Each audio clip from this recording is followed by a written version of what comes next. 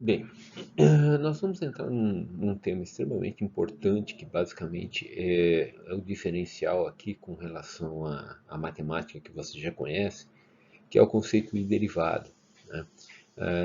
Basicamente, o cálculo 1 tem como objetivo principal conhecer o conceito de derivada. Bem, o conceito de derivada ele vem assim, essencialmente de tentar se determinar o que acontece quando você aborda, ou quando você avalia, analisa a inclinação de uma determinada reta, quando essa reta que você considerou ela é tangente a uma função que te interessa. Tá? Mais para frente a gente vai ver exemplos bem palpáveis sobre isso daí, mas a princípio, né, a ideia fundamental é essa. Isso desde muito tempo, né, se sabe sobre, ou se conhece, ou se estuda sobre isso. Na época de Pitágoras, imagina, antes de Cristo, não sei quantos centenas de anos, os gregos já tinham digamos, davam uma importância muito grande para este conceito aí envolvendo tangente, né? Um triângulo retângulo, né? A hipotenusa nada mais é do que a tangente, né? Então, é uma condição bastante importante. Pois bem, à medida que o tempo foi passando, os cálculos foram ficando mais evoluídos e a matemática, a ciência, na verdade, precisou elaborar temas novos, importantes, para que pudessem ser avaliados determinados fenômenos, né? Foi necessário, obviamente, né, o desenvolvimento tecnológico fez com que fosse necessário uma nova abordagem ou abordagens diferentes, abordagens, digamos, com ferramentas mais poderosas que pudessem resolver determinados problemas.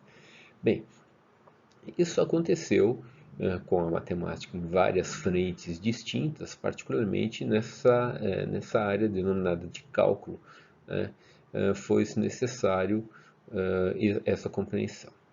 Bom, Galileu foi um sujeito que pensou muito com relação a isso, mas a gente pode dizer o seguinte: a gente pode dizer que existem três grandes nomes associados ao desenvolvimento do cálculo como a gente conhece hoje. O primeiro foi o Pierre de Fermat, que tratou de tangentes a determinadas curvas, ele indicou e mostrou certas famílias de tangentes.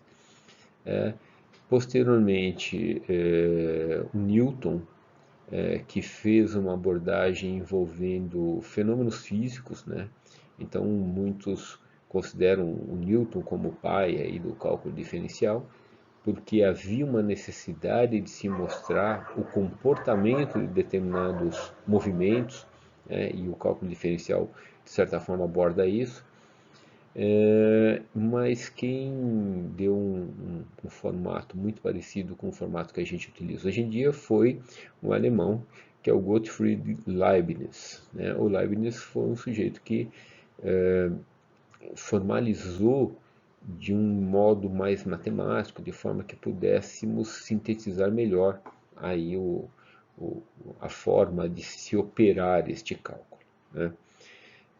Existem até histórias bastante interessantes com relação a isso, porque outros pesquisadores trabalharam também, né, como Descartes, Huygens, Van Schuten, Sluzy, nossa, muita gente, muita gente mesmo ajudou a desenvolver o cálculo, mas particularmente entre o Leibniz e o Newton houve aí um certo ranca-rabo, né, como a gente costuma dizer, porque eles tinham visões um pouco distintas.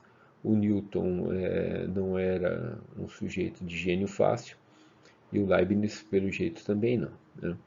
Então eles levaram isso a algumas brigas bastante importantes e fez inclusive com que o desenvolvimento da ciência, na verdade da matemática, na Inglaterra, que era a parte insular, né, a ilha, né, da Europa, tivesse um atraso com relação à parte continental, né, por conta dessa briga. Quer dizer, os cientistas que estavam na região da Grã-Bretanha, na ilha, né, eles acabavam não defendendo Newton, que era um expoente, sem dúvida, né, enquanto que os cientistas e pesquisadores do continente acabavam por defender o Leibniz, que era do continente. Ficou uma briga meio regional e isso acabou até atrasando o desenvolvimento matemático na região da ilha, né?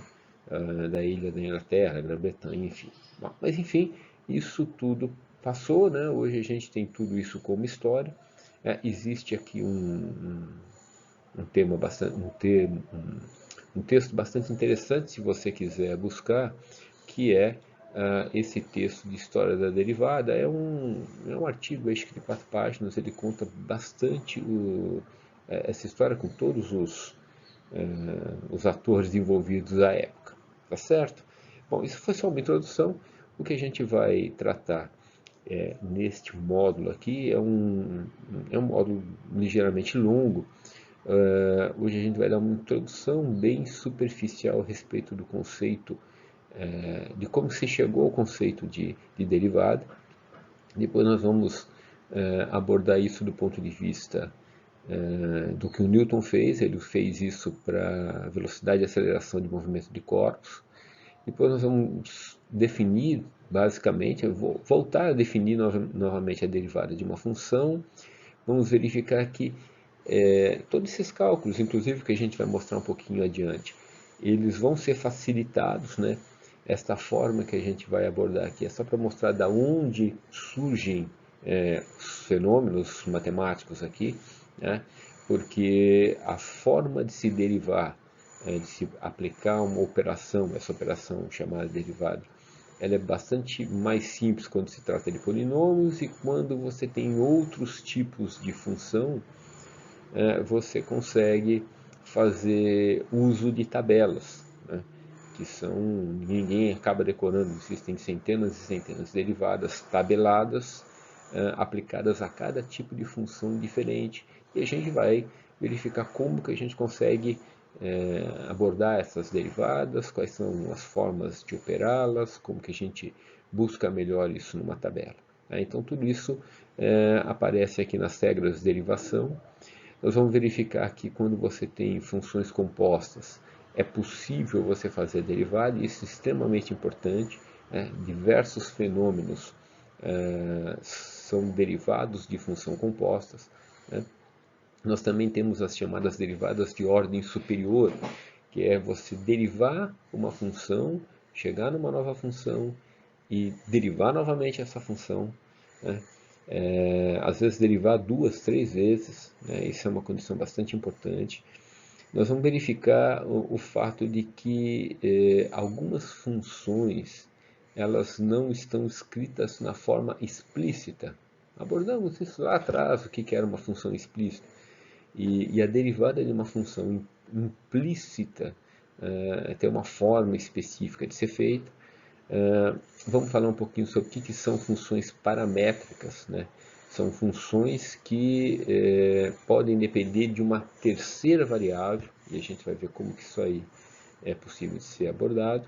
E vamos falar no final deste bloco aqui do que são diferenciais. Tá? Vamos abordar esse assunto, é bastante importante, e inclusive serve para a gente resolver determinados problemas a partir do conceito de diferencial.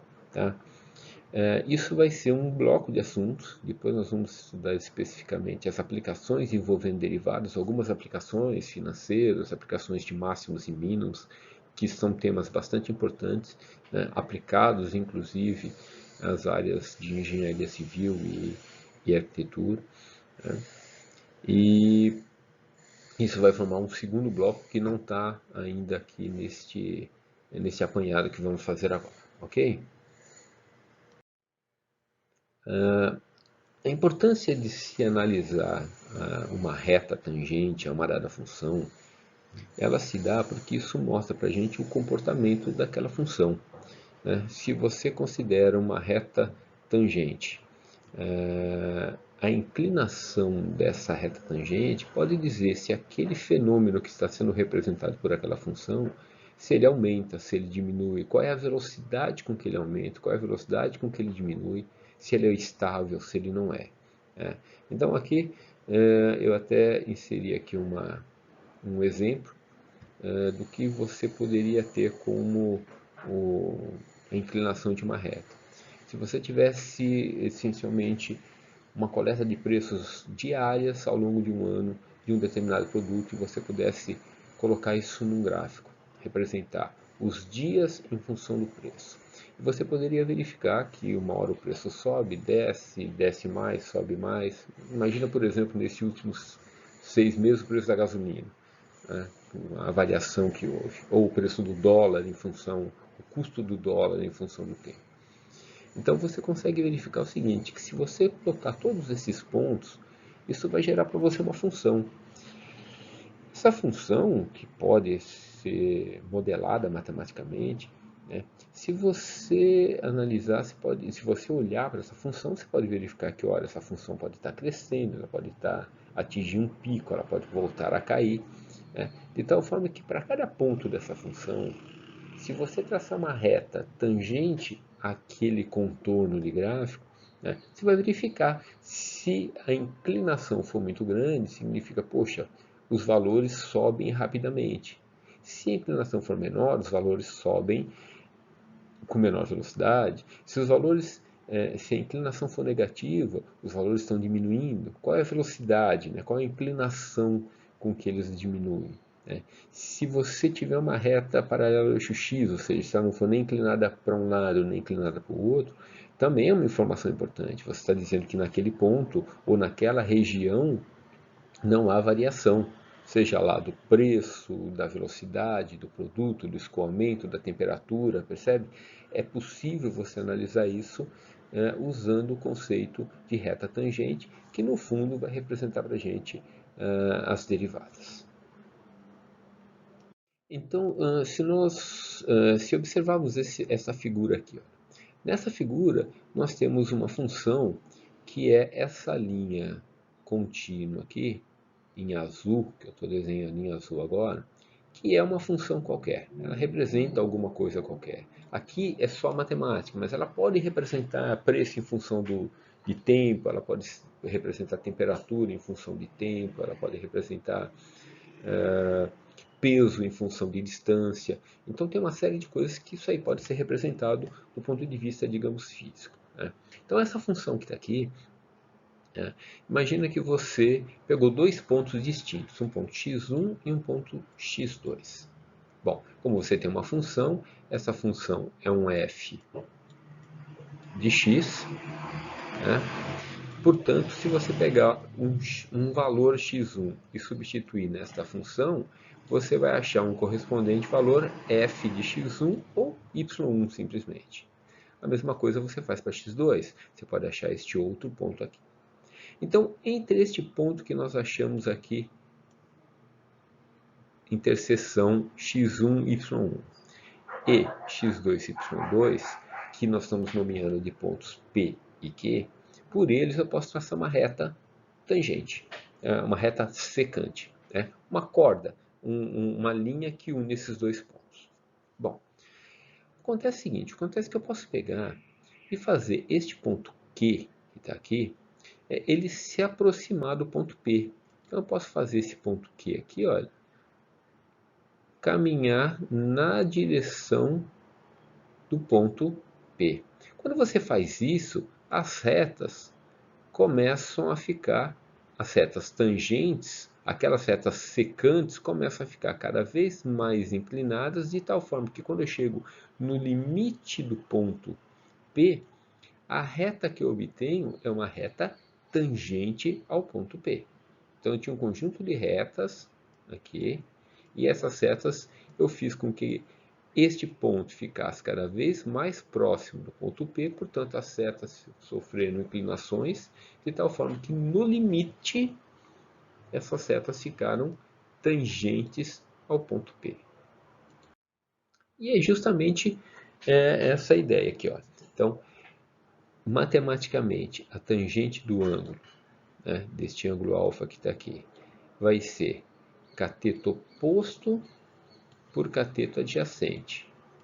Cateto oposto, ΔY. ΔY é y2 menos y1. Cateto adjacente ao ângulo alfa é x2 menos x1. É o que está escrito aqui. Tá? Como o y2 é o resultado de você ter substituído x2 na função f de x, então eu posso escrever y2 como f de x2 e o y1 como f de x1. E em denominador fica mesmo x2 menos x1. É que vem a história. Quando eu faço aquele ponto Q tender para o ponto P, né, eu estou fazendo justamente um limite. Então eu posso dizer que a tangente do ângulo vai me resultar numa inclinação. Essa inclinação vai ser cateto oposto f de x2 menos f de x1, dividido por cateto adjacente x2 menos x1, fazendo com que o x2 ele vá na direção de x1. Ou seja, eu vou ter aqui, olha, um denominador que tende a zero e este ponto tende um ao outro. Isso daqui é um limite. E este limite é uma operação que agora, com todo aquele monte de operações que a gente aprendeu lá atrás, a gente sabe fazer. Logo, no limite, olha, a tangente pode ser representada por esta condição que está aqui. Tá? Particularmente, se eu mudar o nome, se, por exemplo, no lugar de chamar x1 e x2, eu chamar este ponto x2 de x1 mais um delta x, onde Δx é esse tamanho que está aqui, olha. Então eu também posso representar o meu m, o meu x2 como sendo x1 mais Δx. Então aqui eu vou ter um f de x mais Δx menos f de x1 sobre Δx. E quando x2 tende a x1, o Δx vai ficando cada vez menorzinho. Bom, vamos considerar aqui um exemplo. Vamos supor que você tem uma função, uma parábola, x² menos 2x mais 1. Essa parábola que está desenhada aqui embaixo. Essa parábola, a gente consegue verificar que existe um ponto mais baixo de tudo aqui, ó, que é o ponto 1, de tal forma que qualquer valor que eu tenha, né, à frente de 1, a minha reta está crescendo. Qualquer valor que eu tenha abaixo de 1, a minha reta está decrescendo, a minha curva, melhor, está decrescendo. E particularmente no ponto 1, é o meu ponto mais baixo da curva. Tá? Então, olha só, qualquer ponto que você considere aqui, tanto para um lado quanto para o outro, se você pegar um ponto, pegar uma régua e tentar traçar uma reta tangente àquela curva, você vai ver que essas retas vão ter inclinações umas diferentes da outra. Por quê? Porque se a curva está crescendo, a reta vai ficando mais ou menos inclinada. Depende do tipo de curva que você tem. Tá? Aqui eu tentei produzir naquela função duas retas tangentes. São aproximadamente tangentes. Eu tracei aqui rapidamente. Então eu tenho uma curva que é a função x² menos 2x mais 1, né, que é essa função que está em azul. E eu peguei dois pontos, por exemplo, se você pegar x igual a 1,5, né, eu peguei este ponto aqui e tentei traçar uma reta tangente a essa curva azul que está aqui. Essa linha vermelha aqui é essa reta tangente que tem, você consegue verificar aqui que ela tem uma dada inclinação. Já no ponto x igual a 2, aqui olha, eu tenho este ponto, tentei traçar uma reta tangente a este ponto. Tá? A reta aqui, ela passa só por aquele ponto ali, uma reta tangente. Você pode verificar que essa reta tem uma inclinação diferente. Ó. Ela está mais inclinada do que a linha vermelha. Então, significa que as retas tangentes têm inclinações distintas. Bom, agora, como que eu consigo medir numericamente essa inclinação? Porque, veja, quanto mais ou menos inclinado, dependendo da grandeza que eu estou analisando aqui, o meu problema, isso pode ser um fator importante, saber que a velocidade de alguma coisa cresce. Pode ter, por exemplo, a população de uma cidade que cresce com uma função, e a reta tangente diz para você se ela está crescendo com uma velocidade grande comparada com uma outra função de uma outra cidade, por exemplo, né, no mesmo período. Então, tem uma série de condições importantes a serem abordadas aqui. Então, vamos ver como que a gente aborda essa questão de reta tangente usando aquele limite que a gente viu ali atrás. Então, olha só, voltando à nossa função. Eu tenho minha função x² menos 2x mais 1. Vamos supor que você pegue dois pontos quaisquer. Eu não limitei, eu não dei nome ainda, não dei número, não dei valor para x1 e x2. Peguei dois valores, né, de x, x1 e x2 quaisquer. Tá?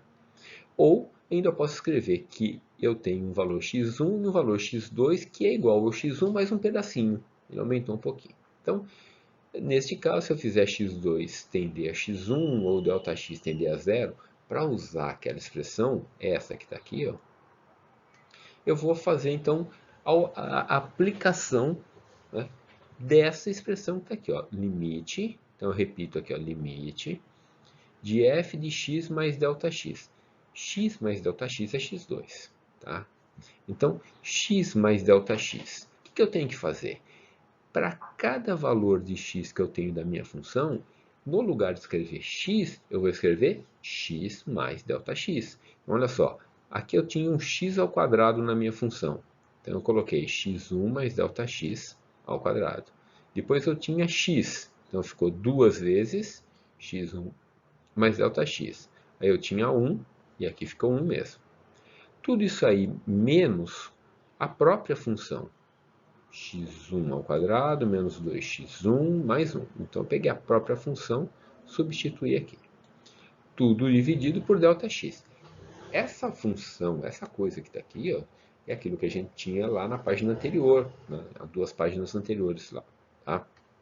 Então aqui, olha, se eu pegar ó, x1 mais ΔX ao quadrado, lembra que isso aqui é o quadrado do primeiro, mais duas vezes o primeiro pelo segundo, mais o quadrado do segundo.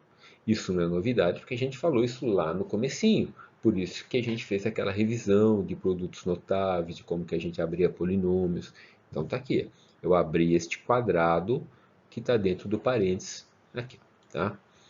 Aí, aqui eu apliquei a propriedade distributiva, 2 vezes x1, 2 vezes ΔX, que apareceu aqui. Bom, aí quando eu faço isso, eu verifico que me sobra um x1 aqui, ao quadrado, e aqui eu tinha um sinal negativo com este outro x1 aqui, e eles vão se cancelar, são essas duas linhas vermelhas que aparecem aqui. A mesma coisa acontece com esse menos 2x1. Menos 2x1 menos menos, menos com menos dá mais, então eu tenho menos 2x1 mais 2x1, que dá zero.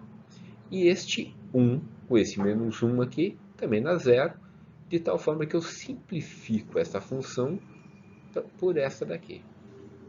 Bom, é só ir cortando as coisas lá. Mas olha só, no numerador eu tenho ΔX, ΔX² e ΔX de novo. Se eu colocar um ΔX em evidência, tá, eu consigo simplificar esse ΔX com ΔX de baixo. E vai resultar somente nessa expressão.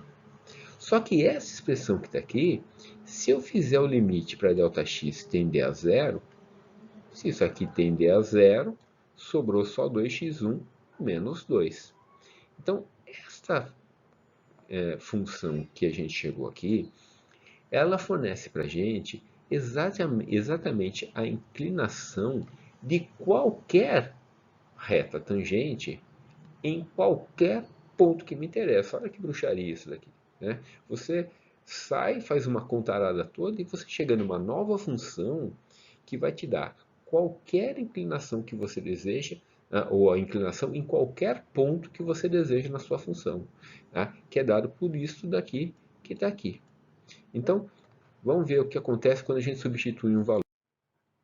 Olha só, suponha que você considere o x1 no ponto x igual a 2, que é este aqui, aquele que a gente já tinha anotado lá atrás.